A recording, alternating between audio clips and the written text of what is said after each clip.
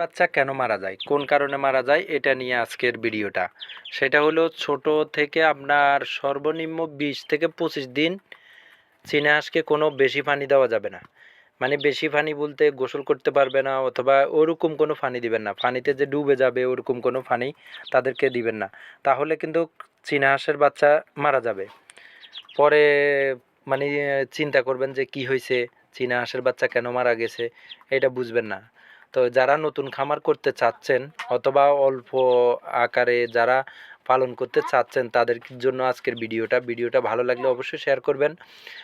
তো বেশি পানি দিবেন না, অল্প পানির ভিতরে দিবেন, তারা পানিগুলো খাবে। পানির সাথে ওষুধ দিবেন, লাইসোভিট অথবা রেনামাইসিন, এই ওষুধটা দিবেন, তাহলে কোনো রোগে আক্রমণ করবে না। আর দয়া করে ভ্যাকসিন দিবেন। খামার করতে হলে ভ্যাকসিন দিলে, সম্পূর্ণ ভ্যাকসিন দিলে হাঁসের বাচ্চা